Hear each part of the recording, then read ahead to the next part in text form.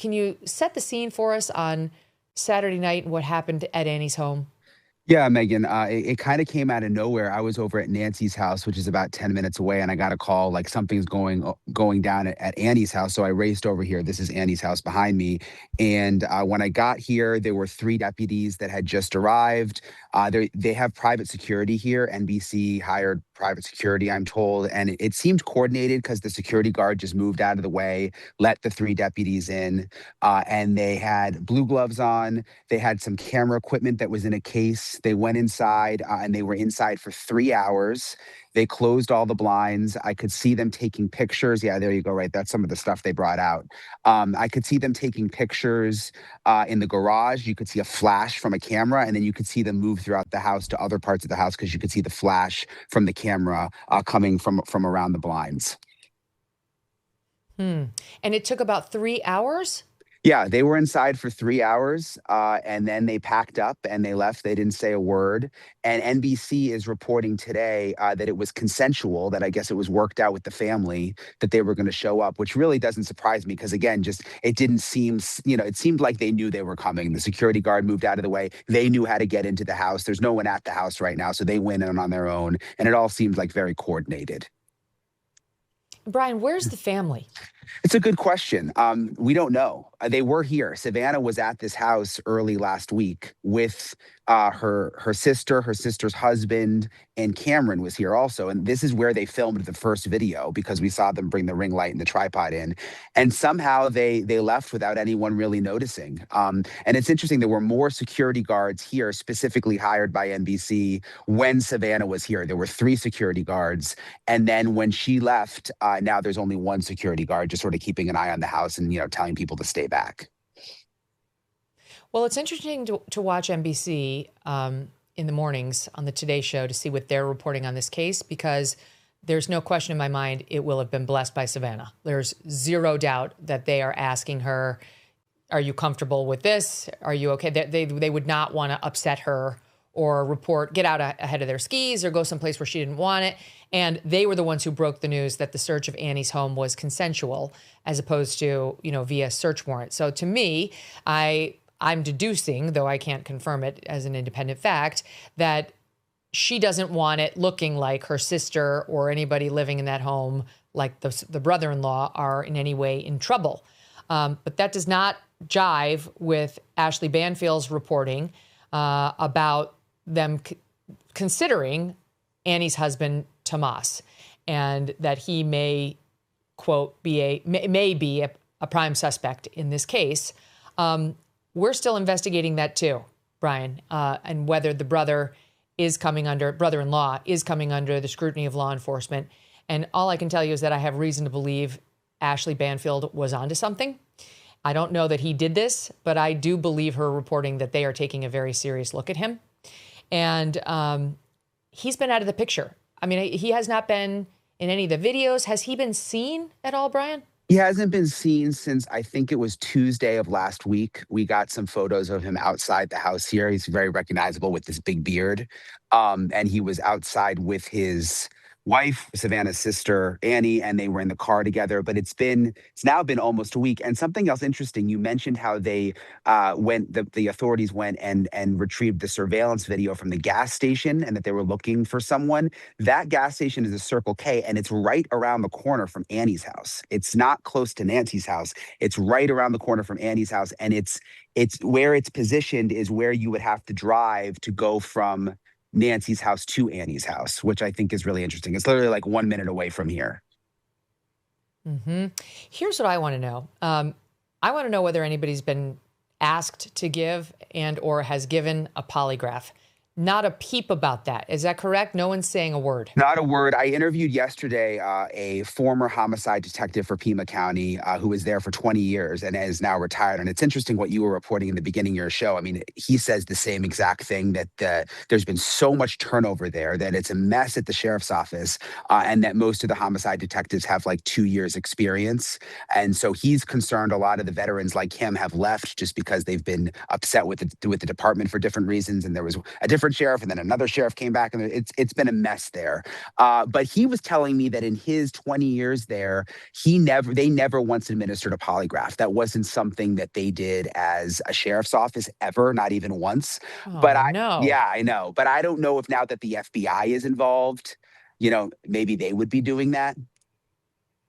I don't know, because while they suggested it was a joint investigation at the Thursday presser, FBI, Pima County, my understanding is it's Pima County running herd on this, that it's their investigation, they're running point.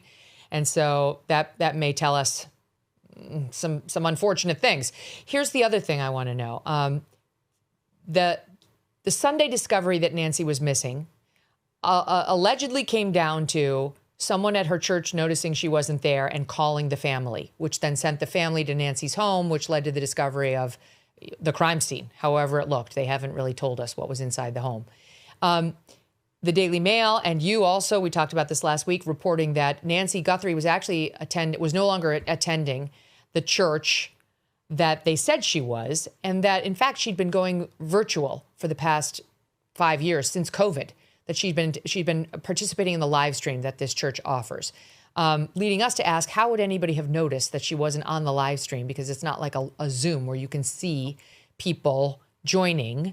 Now, we did actually try to join it this weekend and realize that there's a chat.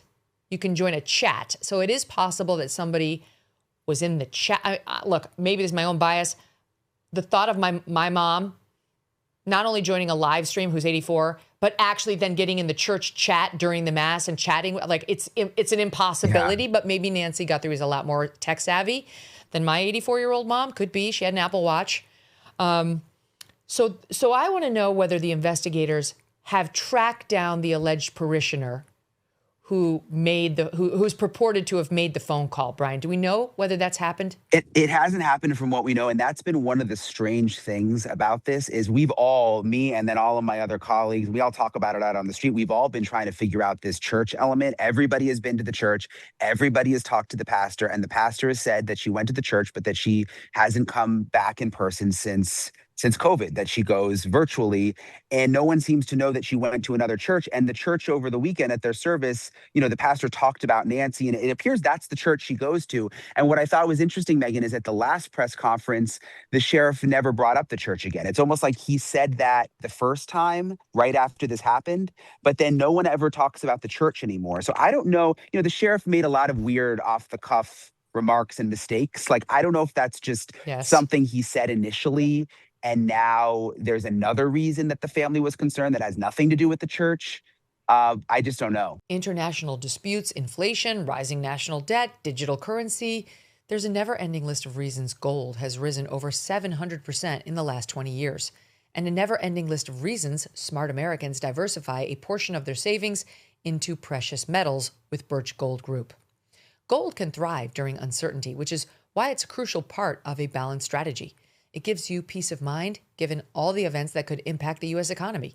See if holding gold in a tax-sheltered retirement account is right for you. Birch Gold can help you convert an existing IRA or 401k into an IRA in gold. Just text MK to the number 989898 to receive your free info kit on gold. There's no obligation, just useful information. With an A+ rating from the Better Business Bureau and tens of thousands of happy customers, consider letting Birch Gold help you diversify with gold, so you too can have peace of mind regardless of the uncertainty. Text MK to 989898. Here's what he said when asked. The question was, have you interviewed the people that reported her, meaning Nancy, missing from the church? And he responded, we're doing all kinds of interviews. Yes, I'm sure we have. Okay, which is not actually a yes. That's not actually a yes at all. It's actually kind of disconcerting. And yet another thing that either they do need to do or they've done and he's just not telling us. We don't know. So Brian, what about today? The deadline now for this 5 p.m. $6 million payment is looming. And the Savannah and siblings video from the other night said, we will pay. It said, we'll pay. Yeah. But they've had no proof of life. They don't know whether these people actually have their mom. And so do we believe that they're actually going to pay $6 million in Bitcoin? Like, Has any law enforcement spoken to this or shed any light on what the next step should be? Yeah, I mean, Savannah said they will pay. Whether they end up doing it, we don't know. And it's interesting. You mentioned the local affiliate was reporting. I think you said it was 1 million and 6 million. That's a little different than what I've learned. I learned it was 4 million and 6 million, and 4 million was the first deadline on Thursday at 5 p.m. and 6 million is the deadline today. But that was in the first note. And the second note, while we don't know exactly what it says, there are some indications that it, based on what Savannah said in her video, the second note may have alluded to Nancy not being okay. And that's why I'm hearing they're not calling it a ransom note. They're just calling it a note. And there was no demand for payment in the second note. It was just a message to the family. It wasn't like, and you can still pay this amount by this time. So I don't, and also, is there a third note that we just don't know about? But that's the other thing I've been wondering. Maybe they're just not reporting on it yet. And Savannah's video is responding to a third note.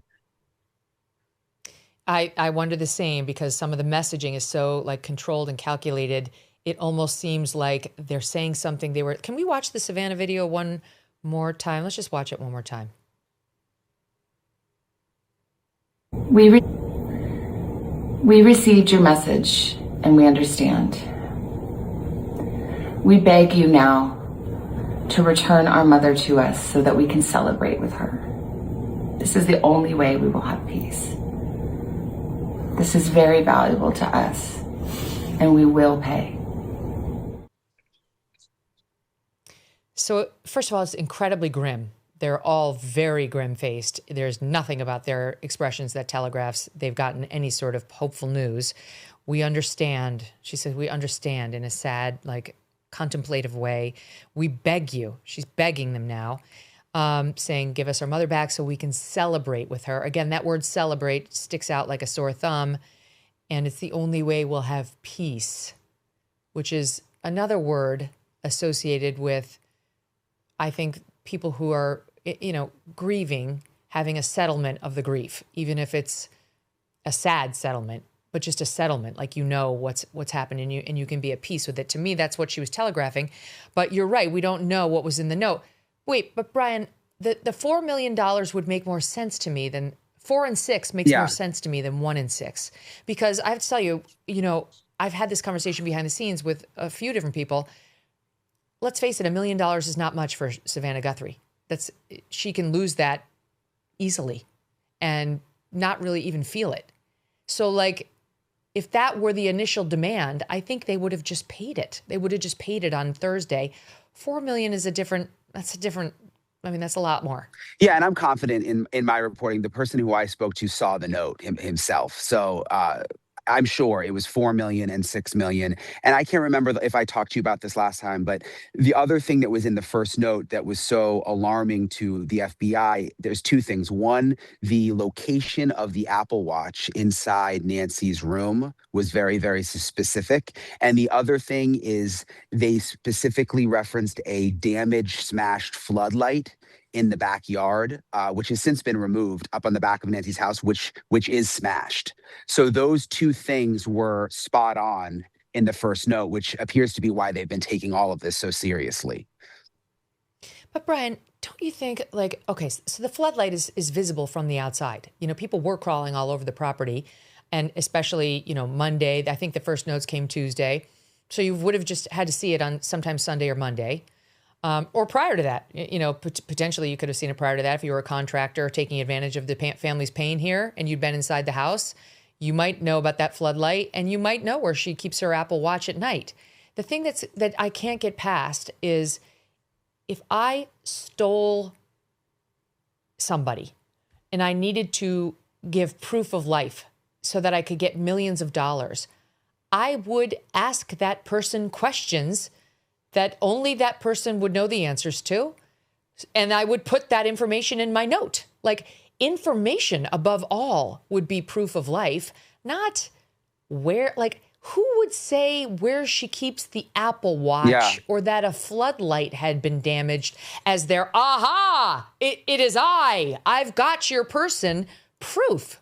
Right. Yeah, it's a good point. You'd think there'd be something more specific, and initially, they really wanted to open these lines of communication, but you'd imagine if there really is a kidnapper, they would be hesitant to do that because, the FBI is trying to track.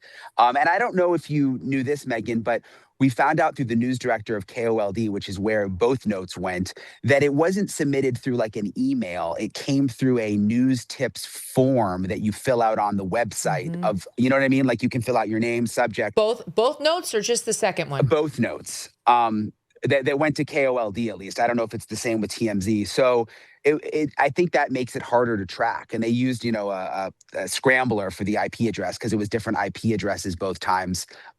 So if they, I don't know that you can attach a picture that way.